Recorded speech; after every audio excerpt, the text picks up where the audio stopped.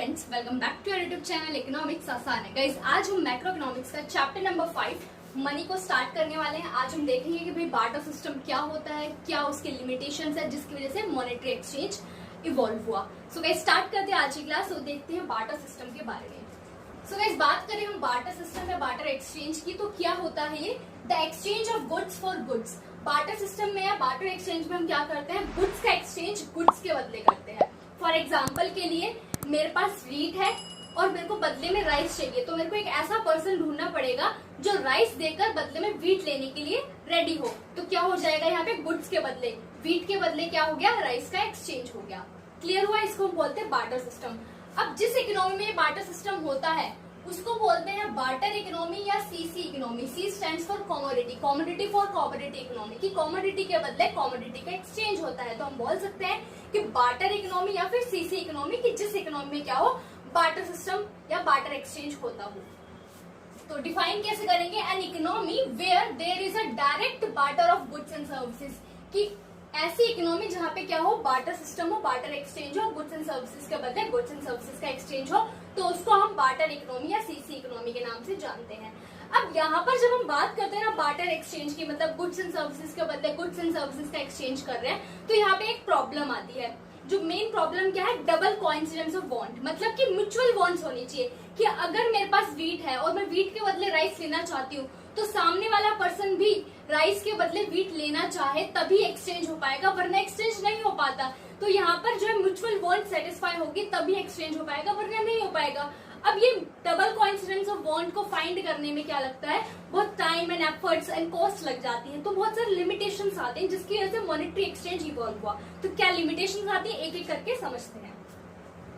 सबसे पहले हमारी लिमिटेशन आती है जो कि मैंने अभी एक्सप्लेन भी करा, lack of double coincidence of bond, मतलब कि म्यूचुअल बॉन्ड्स जो है वो नहीं मिल पाती है। मतलब हो सकता है कि फॉर एग्जांपल के लिए मैं व्हीट देकर राइस लेने के लिए रेडी हूँ, बट जिस पर्सन के पास राइस है वो राइस देकर ब्रेड लेने के लिए रेडी है, तो एक्सचेंज कैसे हो पाएगा? नहीं हो पाएगा। जब दोनों के बीच में क्या होगी? म्यूचुअल बॉन्ड्स होगी, दोनों एक दूसरे के गुड को एक्सचेंज करने के लिए रेडी होंगे तभी एक्सचेंज हो पाएगा, वरना नहीं हो पाएगा। तो ये क्या थी? Lack of double coincidence of bond होती है, कि लैक ऑफ म्यूचुअल बॉन्ड्स होती है, जिसकी वजह से कई बार जो है एक्सचेंज नहीं हो पाता है। और अगर मेरे को ऐसा पर्सन फाइंड करना है जो राइस देकर व्हीट लेने के लिए रेडी हो, तो ऐसा पर्सन को फाइंड करने में बहुत टाइम, एफर्ट्स एंड कॉस्ट लगेगी। भाई कहीं ना कहीं मेरे को एक जगह से दूसरी जगह जाना पड़ेगा, ऐसे पर्सन को ढूंढना पड़ेगा जो रेडी हो, तो बहुत ही टाइम एंड एफर्ट्स भी लगता है। और ऐसा कम ही पॉसिबल हो पाता है कि भाई म्यूचुअल बॉन्ड सेटिस्फाई हो सके।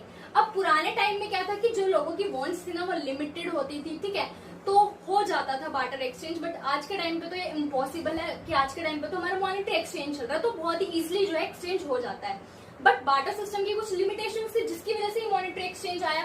तो फर्स्ट लिमिटेशन तो हमने पढ़ी कि when both buyer and seller are ready to exchange each other good, कि बायर एंड सेलर दोनों एक दूसरे के गुड को एक्सचेंज करने के लिए रेडी होंगे तभी एक्सचेंज हो पाएगा, वरना नहीं हो पाएगा।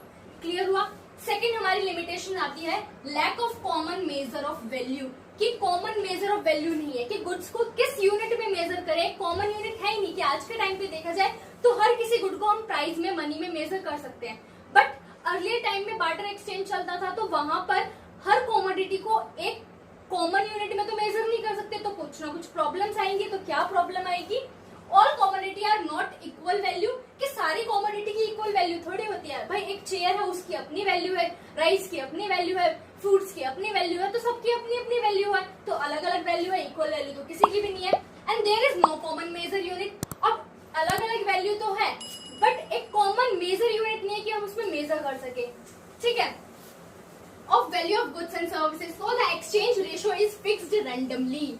अब क्योंकि कोई कॉमन मेजर यूनिट नहीं है जिसमें हम मेजर कर सके, कि सारी कॉमोडिटीज की वैल्यू तो डिफरेंट है बट एक कॉमन यूनिट नहीं है कि जिसमें हम सबको मेजर कर सके, तो यहाँ पर क्या होती है? जो रेशियो होती है ना वो रैंडमली फिक्स हो जाती है, और इसकी वजह से क्या होता है? In which one of the party generally suffer, की एक ना एक को तो सफर करना पड़ता है। एग्जाम्पल के थ्रू समझते हैं। फॉर एग्जाम्पल के लिए मेरे पास एक पेयर ऑफ शूज है, ठीक है, अब उसके बदले मेरे को क्या चाहिए? व्हीट चाहिए। अब जो व्हीट जिसके पास है वो बदले में शूज लेने के लिए रेडी है, क्योंकि म्यूचुअल बॉन्ड होगी तभी एक्सचेंज हो पाएगा। अब यहाँ पर क्या है कि मेरे को व्हीट लेने के लिए पेयर ऑफ शूज, मतलब दोनों शूज जो है मेरे को देने पड़ेंगे, और व्हीट मेरे को मान लो मिलेगा सिर्फ आधा किलो, मान लेते हैं, ठीक है। तो अब यहाँ पर क्या हुआ, मेरे को सफर करना पड़ गया। क्यों? क्योंकि यहाँ पे जो कमोडिटी होती है ना, उनकी इनडिविजिबिलिटी होती है कि अब मैं उसको एक जूता थोड़ी दूंगी बदले में, एक जूता तो फिर यूजफुल नहीं होगा सामने वाले के लिए, तो मेरे को पूरा पेयर ऑफ शूज देना पड़ेगा। तो यहाँ पर क्या हो जाता है, एक ना एक पार्टी को सफर करना पड़ जाता है, क्योंकि रेशो रेंडमली फिक्स कर देते हैं, तो एक ना एक को सफर करना पड़ता है। फॉर एग्जाम्पल के लिए मेरे पास चेयर है और चेयर के बदले में राइस लेना चाहती हूँ, ठीक है, और जो राइस है जिसके पास, पर्सन के पास, वो बदले में चेयर लेने के लिए रेडी है। तो अब यहाँ पर जो एक्सचेंज होगा कि भाई फॉर एग्जाम्पल के लिए डिसाइड हो गया कि इतने राइस जो है इस चेयर के बदले मिलेंगे। अब उस चेयर को मेरे को पूरी की पूरी वो चेयर देनी पड़ेगी, ये नहीं कि 2 पैर काट के दे दूं मैं उस चेयर के उस पर्सन को। क्यों? क्योंकि फिर तो यूजफुल ही नहीं रहेगी उस पर्सन के लिए वो चेयर। तो यहाँ पे मेरे को सफर करना पड़ जाएगा कि हम जो यूनिट्स है ना उसको डिवाइड नहीं कर पाएंगे, है ना। तो बट प्राइस के टर्म से बात करें तो प्राइस तो डिविजिबल है, मतलब फ्रैक्शन में अवेलेबल है कि 1 रुपए का कॉइन भी है, 2 रुपए का भी है, 5 का भी है ना, 100 रुपए है, 200 रुपए है। तो अब इजिली जो है मनी के टर्म्स में देखा जाए तो हम इजिली जो है क्या कर सकते हैं, पे कर सकते हैं। किसी ने 17 रुपए मांगे तो मैं 10 रुपए का नोट, 5 रुपए का कॉइन और 2 का कॉइन देके क्या करूंगी, पेमेंट कर दूंगी। बट ऐसा कॉमोडिटी के केस में नहीं है, बार्टर सिस्टम के केस में नहीं है। तो इसलिए यहाँ पर क्या होता है, एक ना एक पर्सन को सफर करना ही पड़ता है। देन आता है lack of standard of deferred payment. Deferred payment नहीं हो पाती। डेफर्ड पेमेंट का मतलब क्या है कि फ्यूचर पेमेंट करना, क्योंकि कमोडिटीज है, कमोडिटी को स्टोर करना और बहुत सारी प्रॉब्लम्स आती है, जिसकी वजह से क्या होता है, फ्यूचर पेमेंट करने में अनेबल हो जाते हैं। क्या क्या होता है देखते हैं एक बार। Future payments and credit transaction can't take place with ease, कि आसानी से नहीं हो पाती है फ्यूचर ट्रांजेक्शंस या फिर क्रेडिट ट्रांजेक्शंस की अगर हम बात करें। फॉर एग्जांपल मेरे पास अभी देने के लिए कुछ नहीं था तो मैंने क्रेडिट पर वीट ले लिया, तो फ्यूचर में मेरे को उसको पे तो करना पड़ेगा। अब ये पॉसिबल नहीं है कि जिस क्वालिटी का मैंने उससे वीट लिया था वही क्वालिटी मैं उसको रीपे कर पाऊं इन फ्यूचर, तो कुछ ना कुछ प्रॉब्लम्स आती है। तो डेफर्ड पेमेंट मतलब फ्यूचर पेमेंट या क्रेडिट ट्रांजेक्शन से प्रॉब्लम आती है, आसानी से नहीं हो पाती है। क्या क्या रीजन है? The borrower not be able to arrange good of exactly same quality at the time of repayment, कि आज जो मैंने क्वालिटी के वीट बोरो करे थे at the time of repayment मेरे पास एग्जैक्टली वही क्वालिटी के वीट हो, ये पॉसिबल नहीं हो पाता है कई बार।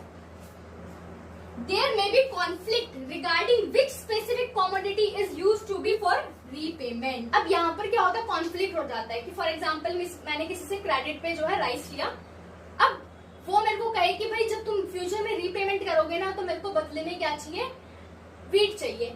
अब कॉन्फ्लिक्ट आ जाएगा भाई कि नहीं भाई मैंने तो राइस लिया, मैं बदले में राइस ही दूंगा, मैं तो नहीं दूंगा वीट। तो कॉन्फ्लिक्ट आ जाता है कि कौन सी कमोडिटी में रीपेमेंट होगी इन फ्यूचर। वो कमोडिटी डिसाइड करने में जो भी बेसिकली क्रेडिट दे रहा है और जो ले रहा है उन दोनों पर्सन में क्या आ जाता है, कॉन्फ्लिक्ट आ जाता है डिसाइड करने में कि किस कमोडिटी में पेमेंट होगी। क्लियर हुआ?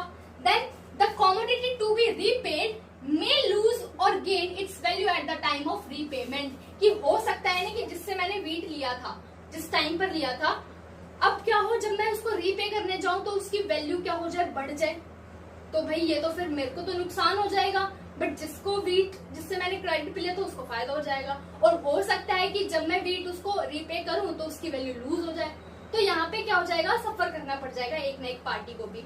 ठीक है, तो हो सकता है कि कमोडिटी की वैल्यू ऊपर या नीचे चली जाए at the time of repayment. तो ये कुछ प्रॉब्लम्स आती है जिसकी वजह से आसानी से जो है फ्यूचर पेमेंट वगैरह नहीं हो पाती है। But in terms of monetary exchange बात करें तो इजिली हो पाती है। क्यों?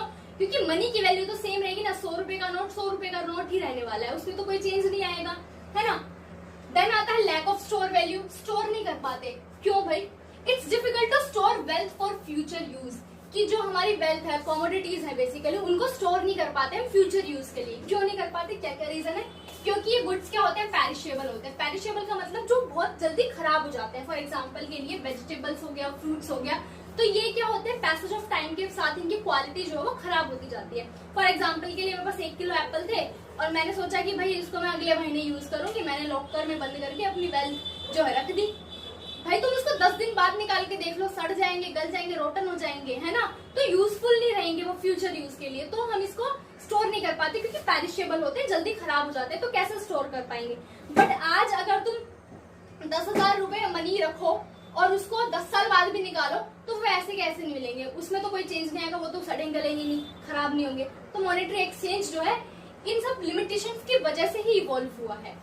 और क्या प्रॉब्लम आती है, huge storage and transportation cost. अब जब भाई लार्ज क्वांटिटी में क्या करना पड़ेगा, स्टोरेज करना पड़ेगा कमोडिटी का, तो क्या आएगा, स्टोर करने की कॉस्ट आएगी, वेयर हाउसेस वगैरह लेने पड़ेंगे, और वहां तक पहुंचाने के लिए गुड्स को तो ट्रांसपोर्टेशन कॉस्ट भी आएगी, तो बहुत ज्यादा ह्यूज कॉस्ट आ जाती है स्टोरेज एंड ट्रांसपोर्ट की।